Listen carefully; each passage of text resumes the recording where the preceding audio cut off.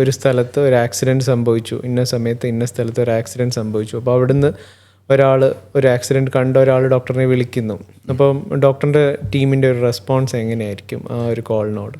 അപ്പോൾ ബേസിക്കലി നമ്മൾ pre hospital trauma കെയറിനെ കുറിച്ചാണ് പറയുന്നത്. അപ്പോൾ നമുക്കൊരു എമർജൻസി ഉണ്ടായി, നമുക്കൊരു ഡിസ്ട്രെസ് കോൾ വന്നിട്ടുണ്ടെങ്കിൽ നമ്മൾ ആദ്യമേ ചെയ്യുന്ന വിളിച്ച ആ വ്യക്തിയുടെ പേരെന്താണ്, ഏത് ലൊക്കേഷനിൽ നിന്നാണ് വിളിക്കുന്നത്, പിന്നെ നമ്മൾ നോക്കുന്നത് നമുക്ക് എത്ര ഡിസ്റ്റൻസ് ട്രാവൽ ചെയ്യാനുണ്ട് എന്നുള്ള കാര്യമാണ് നോക്കുന്നത്. അതനുസരിച്ച് നമ്മുടെ ആംബുലൻസ് ഡിസ്പാച്ച് ചെയ്യുമ്പോൾ ചിലപ്പം അതിൽ പ്ലസ് ഓ മൈനസ് ഡോക്ടർ, അതായത് അവർ പറയുന്ന സിവിയറിറ്റി അനുസരിച്ച്, അതായത് ആ പേഷ്യൻറ്റിൻ്റെ സിവിയറിറ്റി അനുസരിച്ചിരിക്കും പ്ലസ് ഓ മൈനസ് ഡോക്ടർ. പക്ഷേ എങ്ങനെയായാലും ഒരു പാരാമെഡിക് സ്റ്റാഫും ആംബുലൻസ് ഡ്രൈവർ ഇവരൊക്കെ ട്രെയിൻഡാണ്. അവർ വിത്ത് സ്പൈൻ ബോർഡ്, ആംബുലൻസിനുള്ളിൽ എന്താ കാണുന്നത് കഴിഞ്ഞാൽ ഒരു സ്പൈൻ ബോർഡ് കാണും, ഒരു സെർവൈക്കൽ കോളർ കാണും, സ്ട്രെച്ചർ കാണും, അത്യാവശ്യം വെന്റിലേറ്റർ, ഡി ലെവൽ ആംബുലൻസ് ആയിരിക്കും പോകുന്നത്. അപ്പോൾ അതിൽ വെന്റിലേറ്ററോ അങ്ങനത്തെ സാധനങ്ങളോ അല്ലെങ്കിൽ പേഷ്യൻറ്റ് പെട്ടെന്ന് എമർജൻസി ചെയ്യേണ്ട പ്രൊസീജിയേഴ്സ് ചെയ്യാനുള്ള കാര്യങ്ങളെല്ലാം കാണും.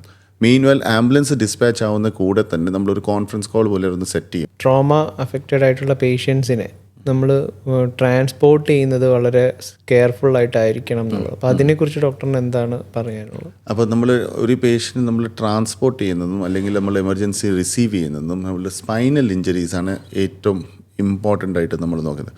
ഒന്ന്, ഞാൻ നേരത്തെ പറഞ്ഞ പോലെ എക്സ്റ്റേണൽ ബ്ലീഡ് ഉണ്ടെങ്കിൽ ആ ബ്ലീഡിങ് സ്റ്റോപ്പ് ചെയ്യാനുള്ള കാര്യങ്ങൾ അപ്പോൾ തന്നെ ചെയ്യുക. അതായത് നമ്മൾ ഡയറക്റ്റ് പ്രഷർ കൊടുത്ത് ബ്ലീഡിങ് സ്റ്റോപ്പ് ചെയ്യുക, അല്ലെങ്കിൽ കംപ്രഷൻ ബാൻഡേജ് കൊടുത്തിട്ട് ബ്ലീഡിങ് സ്റ്റോപ്പ് ചെയ്യുക. രണ്ടാമത്തെ കാര്യം നമ്മൾ നോക്കുന്നത് സ്പൈനൽ മിനിമലി മൊബിലൈസ് ചെയ്ത് വെക്കുക. മിനിമലി, അതായത് കംപ്ലീറ്റ് ഇമ്മൊബിലൈസേഷൻ പാടാണ് ട്രാൻസ്പോർട്ടേഷൻ്റെ സമയത്ത്. പക്ഷേ മാക്സിമം നമ്മൾ ചെയ്യുന്ന ഒരു പേഷ്യൻറ്റ് സപ്പോസ് ഒരു ആക്സിഡൻറ്റ് സ്പോട്ടിൽ നിന്ന് എടുക്കുകയാണെങ്കിൽ നമ്മൾ ആദ്യമേ അവൻ്റെ സർവൈക്കൽ, ആ പറയുന്ന ഒരു രോഗിയുടെ സർവൈക്കൽ കോളർ ഇട്ടിട്ടും പിന്നെ ആ കഴുത്ത് അധികം അനക്കാതിരിക്കാൻ പറ്റും. അതിൽ പല മൂവ്മെൻറ്റ്സ് ഉണ്ട്, മേളിൽ താഴെ സൈഡ് വൈസ് മൂവ്മെൻറ്റ്സ്, റൊട്ടേഷൻ ഉണ്ട്. ആ മൂവ്മെൻറ്റ്സ് മൊത്തം ട്രിപ്പിൾ ഇമ്മൊബിലൈസേഷൻ്റെ കോൺസെപ്റ്റ്. സൈഡ് ബ്ലോക്സ് വെക്കും, ഒരു ഹാർഡ് കോളർ കഴുത്തെ ചുറ്റും വെക്കും, ആൻഡ് നമ്മളൊരു സ്ട്രാപ്പിംഗ് ചെയ്യും, ഹെഡ് ആൻഡ് ചിൻ സ്ട്രാപ്പിംഗ് ചെയ്യും. ഇങ്ങനെ അത് ചെയ്യും.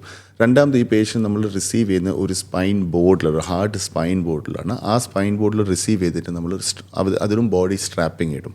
ഇത് പലപ്പോഴും നമ്മൾ ഇംഗ്ലീഷ് മൂവീസിലൊക്കെ നമ്മളത് കണ്ടുകൊണ്ട് വളരെ ഭംഗിയായിട്ട് അവരത് സാധാരണ അത് കാണിക്കാറുണ്ട്. ഇത് ചെയ്യുന്നത് എന്താണെന്ന് വെച്ചാൽ സോ ദാറ്റ് ബോഡിയുടെ സ്പൈൻ അധികം മൂവ്മെൻറ്റ് വരാതിരിക്കാൻ വേണ്ടിയുള്ള.